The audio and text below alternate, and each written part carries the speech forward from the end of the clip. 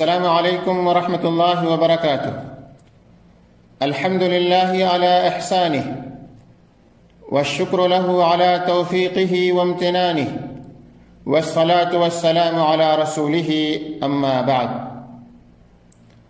سامعین کرام، آج ہم اور آپ جس معاشرے اور سوسائٹی کے اندر زندگی گزار رہے ہیں، اس کے اندر روزانہ نئے نئے فتنے جنم لے رہے ہیں۔ آج کے زمانے میں اگر کوئی شخص دینی اعتبار سے صحیح سمت پر قائم اور دائم ہے تو یہ اس کے کامیاب ہونے کی علامت اور نشانی ہے۔ ایک مسلمان کا سب کچھ اس کا دین ہوتا ہے۔ اگر کوئی شخص اپنے دین کو فتنوں سے بچا لے جائے تو یقیناً وہ کامیاب اور کامراں ہے۔ لیکن اگر دین کے اندر فتنے سے دوچار ہو گیا، فتنے میں مبتلا ہو گیا تو وہ خسارے میں ہے، گرچہ وہ دنیاوی اعتبار سے کتنا ہی کامیاب اور کامراں کیوں نہ ہو، کتنے بڑے جاہ و منصب کا مالک ہی کیوں نہ ہو، پراپرٹی اور دولت کی ریل پیل ہی کیوں نہ ہو، کیونکہ اصل کامیابی دین کی کامیابی ہے۔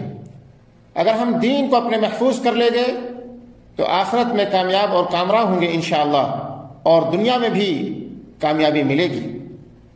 اس لیے ہمیں اور آپ کو ہمیشہ اپنے دین کی حفاظت کی کوشش کرنی چاہیے، اور پیارے حبیب محمد رسول اللہ صلی اللہ علیہ وسلم کی بتلائی ہوئی دعا کا ورد کرنا چاہیے۔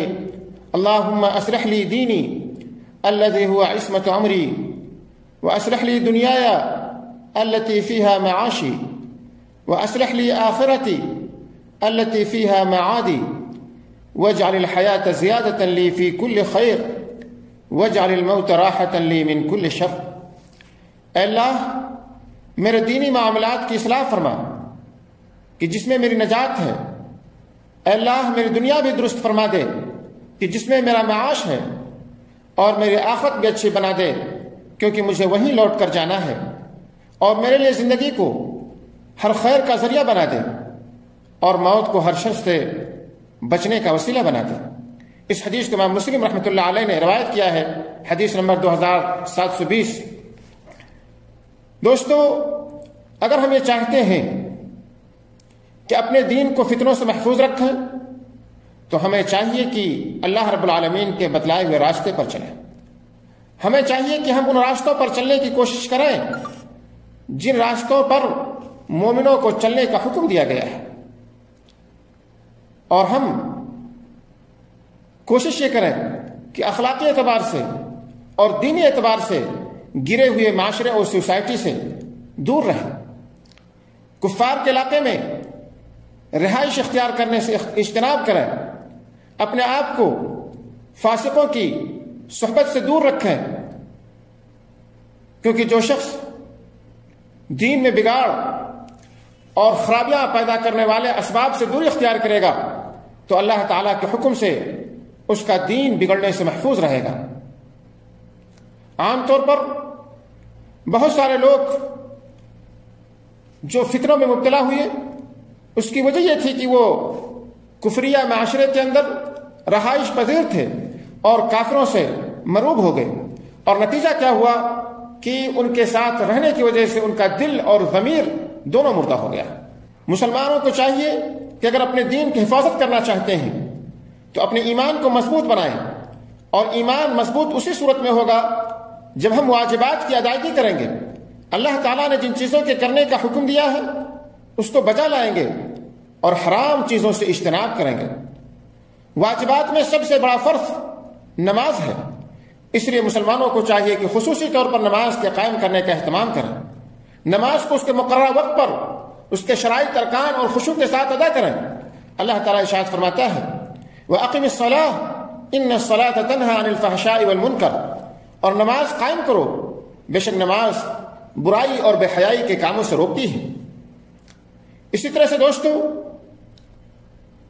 ہمیں اور آپ کو چاہیے کہ ہم فتنوں سے دور رہنے کی کوشش کریں، اور پیارے حبیب محمد رسول اللہ صلی اللہ علیہ وسلم کی حدیث کو یاد کریں کہ کچھ لوگ صبح مومن ہوں گے تو شام کو کافر ہو جائیں گے، یا شام کو مومن ہوں گے اور صبح کافر ہو جائیں گے۔ کیوں؟ کیونکہ یہ سب کے سب اپنا دین دنیا کے لیے فروخت کر دیں گے۔ اللہ تعالیٰ سے دعا ہے کہ اللہ تعالیٰ ہمیں اور آپ سب کو فتنوں سے محفوظ رکھے۔ اسی طرح سے دوستو، ہمیں اور آپ کو زیادہ سے زیادہ دعاؤں کا اہتمام کرنا چاہیے۔ اہدنا الصراط المستقیم، اللہ تعالیٰ سے ہمیں دعا کرنی چاہیے کہ اللہ تعالیٰ ہمیں سیدھے راستے کو دکھلا دے۔ اور اسی طرح سے قنوت وتر کے اندر جو دعا پڑھی جاتی ہے اللہم اہدنی فیمن ہدیت، اس کا اہتمام کریں۔ ان دعاؤں سے انشاءاللہ آپ فتنوں سے محفوظ رہ سکتے ہیں۔ اسی طرح سے فتنوں سے محفوظ رہنے کے لیے ضروری ہے کہ آپ برے دوستوں سے دوری اختیار کریں، کیونکہ نبی اکرم صلی اللہ علیہ وسلم نے ارشاد فرمایا کہ الانسان والمرء علی دین خلیلہ۔ ابو داؤد کی روایت ہے، حدیث نمبر 4833، کہ انسان اپنے دوست کے دین پر ہوتا ہے، اس لیے تم میں سے کوئی دوستی کرنے سے پہلے دیکھ لے کہ کس کو دوست بنا رہا ہے۔ اور فتنوں سے بچنے کا سب سے بہترین وسیلہ اور سب سے بہترین ذریعہ یہ ہے کہ آپ علم شرعی کو حاصل کریں اور معتمد اہل علم سے، علماء سے رابطے میں رہیں۔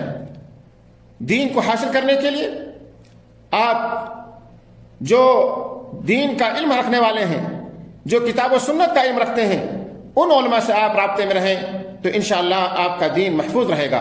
اللہ تعالیٰ سے دعا ہے کہ اللہ تعالیٰ ہمیں اور آپ کو ہر قسم کے فتنوں سے محفوظ رکھے۔ آمین۔ وآخر دعوانا ان الحمد للہ رب العالمین۔